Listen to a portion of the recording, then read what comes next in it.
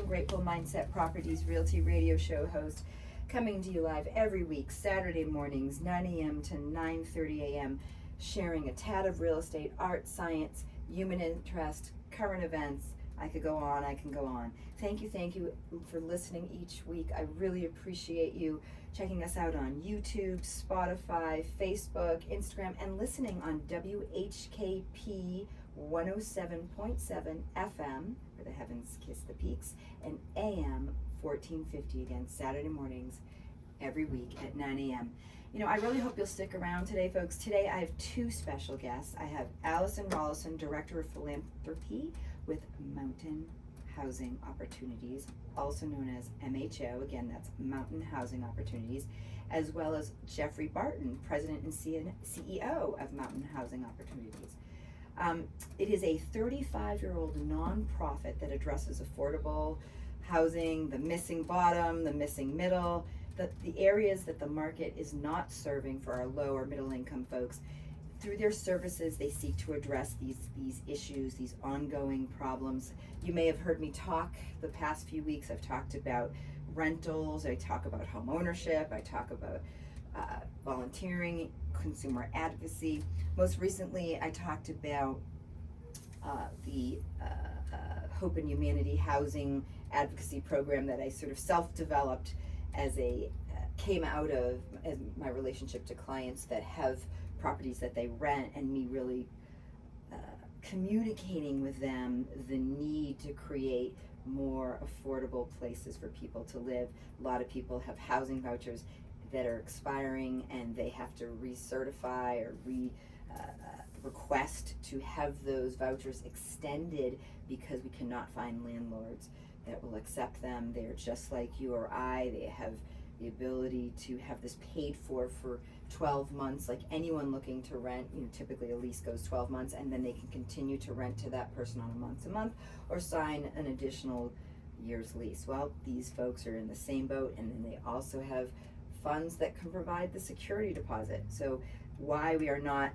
allowing them to rent property, that is something that I try to communicate and advocate for. And we will be talking with MHO a little bit about that, as well as, like I said, the missing bottom and the missing middle. So please stick around to hear a little bit more about that. Before, let's talk a little bit about real estate, just in terms of Henderson County in particular. Right now we have quite a few properties that have come on the market. Every day more and more comes on. I've had several listing appointments since January hit. Lots of folks who are listing at affordable prices. I'll be having some homes that are coming in the mid 300s, some condos and townhouses, as well as in the mid 400s. So not too bad. Obviously 450,000 pretty much across the United States. That is the median price point for a 3-bedroom, 2-bath, somewhere between 1,800 to 2,000 plus square feet. That is pretty much the commonplace. That is what we have here in Hendersonville as well as across Western North Carolina. Interest rates are about the same. They're still in the mid 6s for the 30-year and the low 6s for the 15-year. Again, those go up or down. You can call me, talk to me, email me, reach out to gratefulmindsetproperties.com. Call me at 828-290-0940. Again, Judy Moulton, owner of Grateful Mindset Properties, broker in charge for Grateful Mindset Properties. We are currently looking for agents. I just got back, as you may have heard, my most recent show, got back from Mexico, and I can tell you I had so many clients reaching out. I have so many buyers. It's just crazy. I mean, I've got hundreds of buyers, lots of listings coming up. I need more agents to help support me on these things, to actually show property. I have assistants. I have a general contractor that helps with green building, as well as sort of the social economic piece, and doing a pre-listing appointment and kind of letting folks what they need to work on to help make that property more advantageous for the buyer, as well as buyers who get a pre-buyer appointment or pre-purchase appointment, and he helps me with that in terms of things that we need to kind of really look at in terms of material facts. So again, reach out for any reason or no reason. Judy Moulton, Grateful Mindset Properties, been in business here as a business, Grateful Mindset Properties has been in existence in Hendersonville and Henderson County, although we serve all of the state of North Carolina.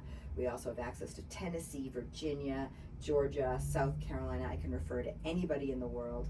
I've got resources everywhere. I am known as a resource queen and a research specialist, especially coming out of retiring, not coming out of it. I'm still not in behavioral health other than supervising clinicians, but I no longer have a private practice or run a nonprofit anymore in the mental health realm.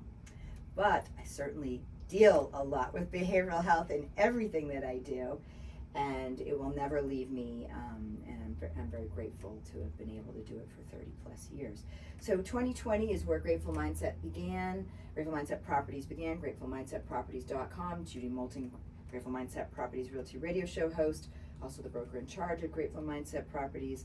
We are here in Hendersonville in the Lenox Park, historic Lenox Station area, and I love it. I love everything about what I do. I love living and working.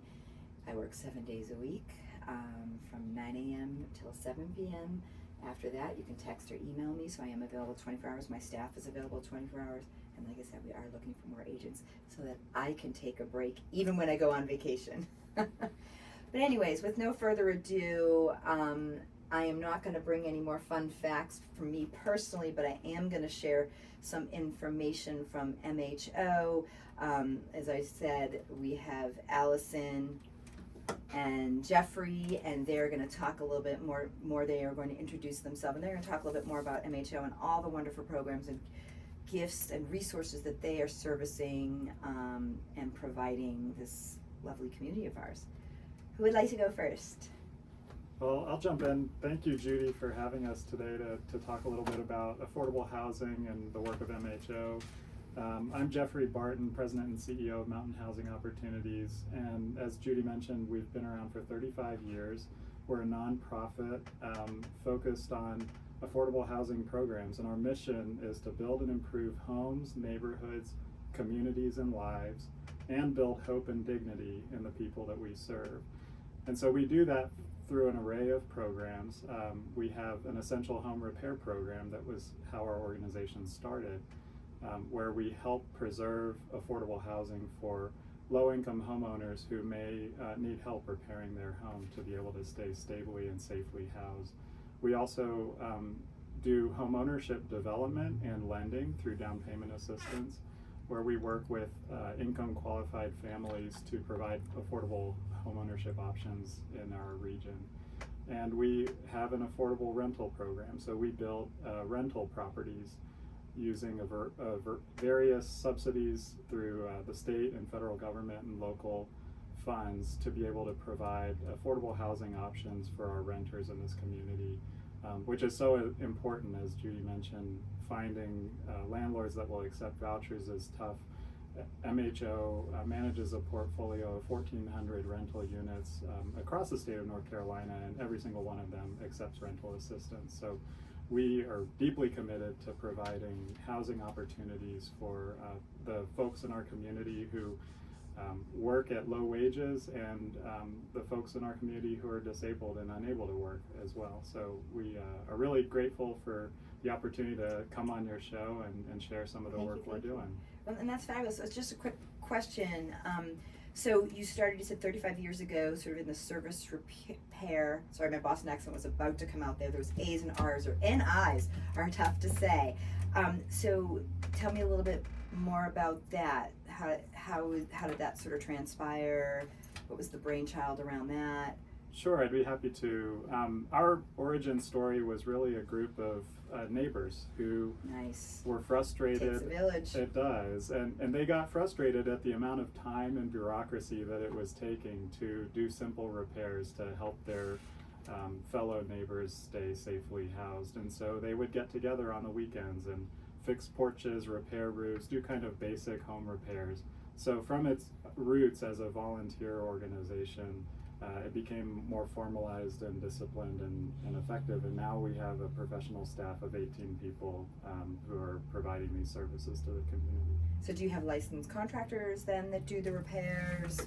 Assuming obviously, because if it's anything structural or anything, that requires a permit, you would need to have sort of licensed people involved. We do. We have licensed contractors on staff who oversee the repairs as well as well as our homeownership development work, and then we also subcontract out work to specialists who are able to more ably and adequately do HVAC replacement and hot water heater replacements and things like that. We subcontract out a good bit of that work. And then all of that, I'm guessing funding is provided to pay at whatever the market rate is for those individuals to do that work. Is that correct?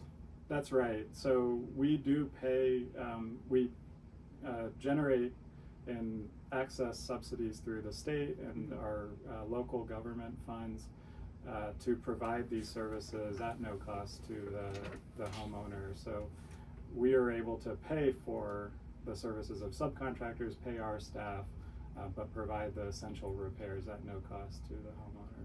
And we also recently, last year, just launched a new program in collaboration with Impact Health called the Healthy Opportunities Pilot Initiative. And then through this program, which serves a 4-county region, we're able to provide home repairs to people served by Medicaid, and they're able to use their Medicaid dollars to pay for upstream interventions that will keep them healthy.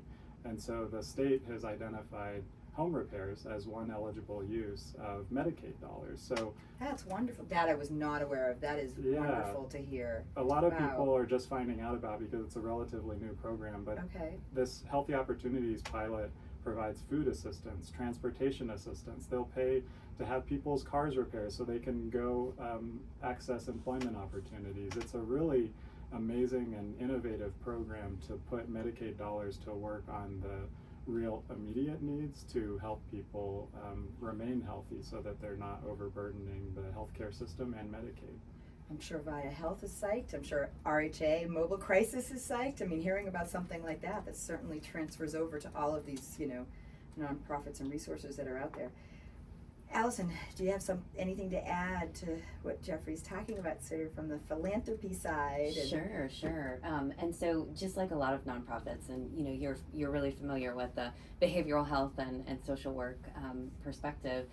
Housing depends on public and private investment, both from institutions like local governments, finance partners like banks, mortgage companies, but also individuals, foundations, corporations, and churches. folks. The folks in the faith-based community we love to partner with, and so it really helps us not only get those subsidies to the people that really deserve them, but it also helps us bridge the gaps sometimes in what those subsidies or that funding, especially public funding, can provide. We don't want to say, sorry, we can't help you repair your heating system, or you also need a water heater, but the subsidy per person is only this much. So really, philanthropy, especially when it comes to essential home repair, helps us make sure that we're serving those clients in the best way possible.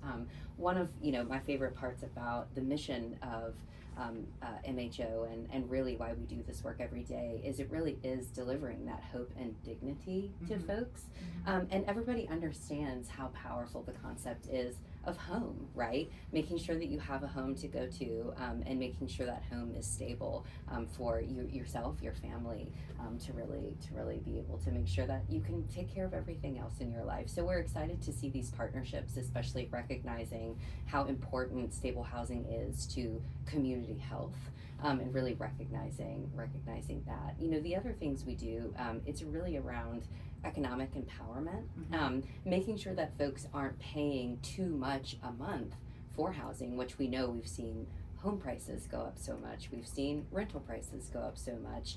It means that a lot of people, whether they're paying rent or they're paying a mortgage, are cost burdened.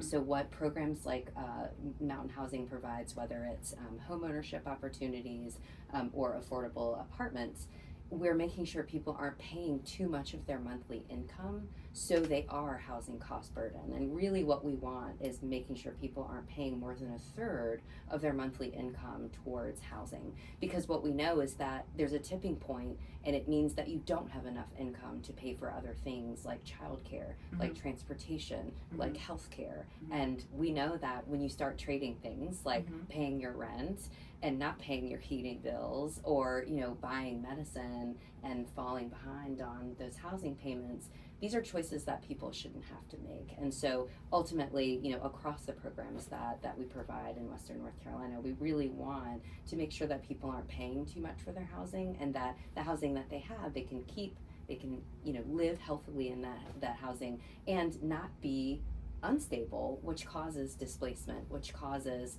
homelessness, which causes people to lose a lot of access to those other things that keep their lives going. So that's really what we're working on at the end of the day. That's fabulous, guys. I mean, especially sort of listening to this, a couple of things that kind of come to mind.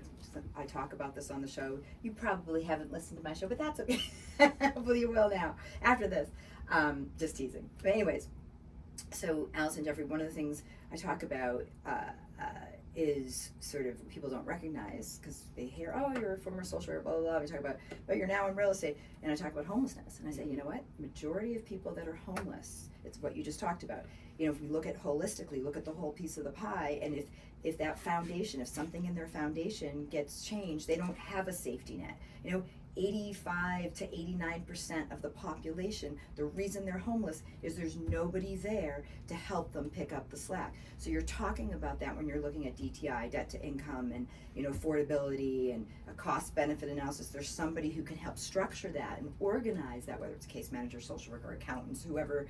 I don't know that part on terms of what MHO does, but obviously it sounds like you have those resources to help people identify that.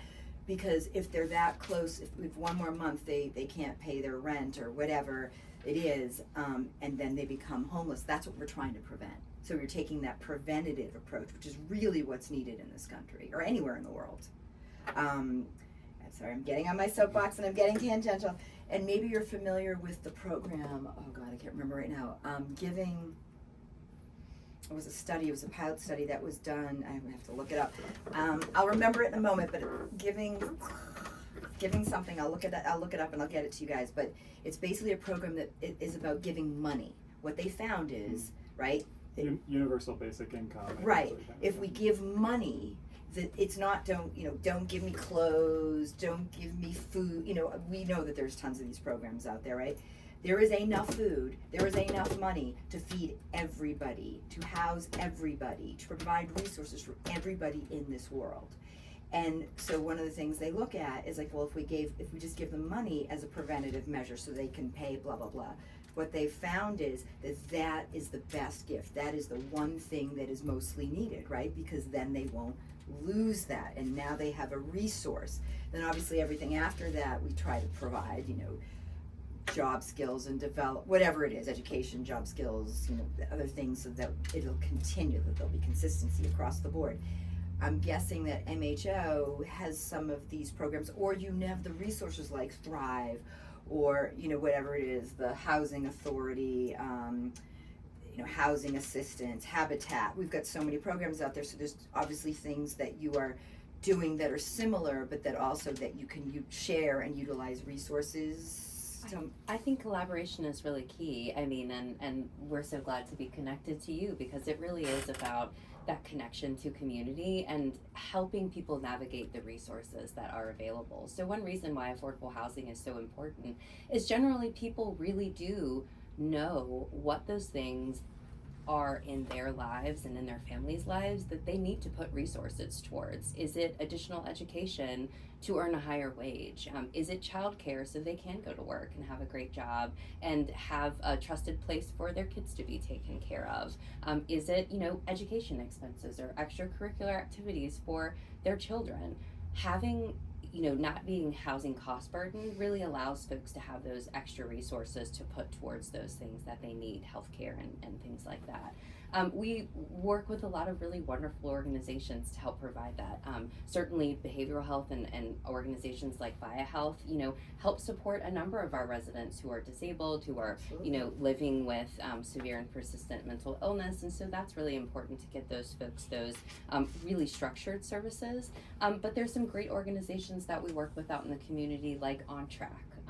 WNC, there are a long-standing financial empowerment, helping folks work on their credit, helping folks work on their savings, understanding what it's like to be a first-time home buyer, so providing first-time home buyer education. And so referring between these different organizations is really important for us, because housing is usually the most expensive cost for anyone. So really arraying those services, making sure folks aren't spending too much on housing is our focus in the community for sure. Yeah, and I'd just like to add that I think it's right on the mark that we have abundance in this country. We have no shortage of available resources, food, and shelter to take care of all of the people who live here. The problem is a distribution problem. And so what we do is we live in a particularly strained market, a particularly strained housing market. Mm-hmm. Our housing market is a product of chronic undersupply, and that's a factor of a lot of things. We are constrained by our beautiful mountains that we don't want to overdevelop, and so the development and farmland and agriculture, right, not take away from that. Yeah. And so there's all these geographic constraints that constrain how our region can grow.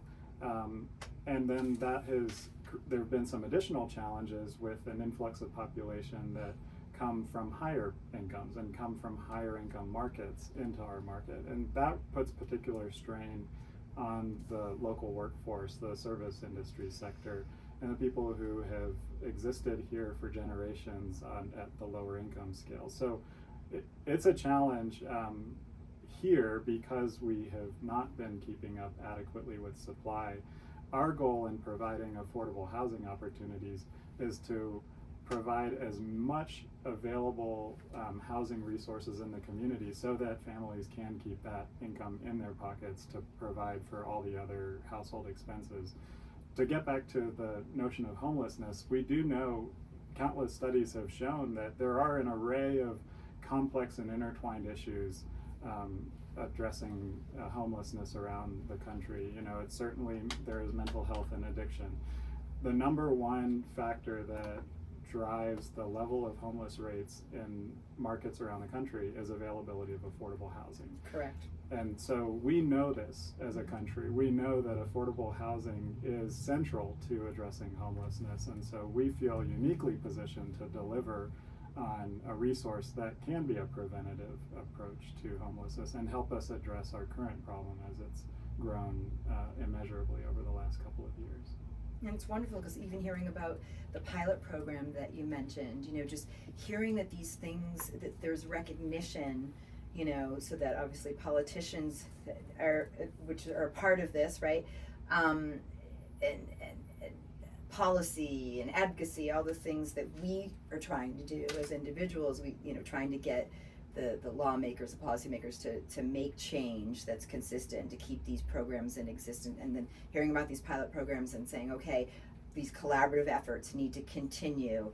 The program I looked up and remember now is called Give Directly. I could not remember the second word, but gives cash directly to individuals and families. It's a global effort to end poverty that collaborates with a wide range of leading independent researchers to measure the impacts of cash transfers. So something that I give to and a member of. But so all of these things, yes, we want to make a local effort that hopefully will, have that trickle down effect that will impact globally. But it's wonderful to hear that, the Mountain Housing Opportunities has these programs in place. Just, those on video can see there's sort of these array, let's see, 1, 2, 3, 4, 5 different things, affordable apartments, essential home repair, down payment assistance, self-help home ownership, turnkey home ownership. So talk a little bit about maybe the missing low and the missing middle. And so I'm looking at this sort of turnkey home ownership, self-help home ownership, just kind of bringing it back to sort of reality and real estate and, just here in this region. Sure. We provide affordable home ownership opportunities in a variety of different ways. Our self-help home ownership program is a really exciting one that partners with the USDA, the U.S. Department of Agriculture. And through this program, we work with groups of families, generally 5 or 6 at a time, and help them build their own homes with the support of on-staff contractors from Mountain Housing Opportunity.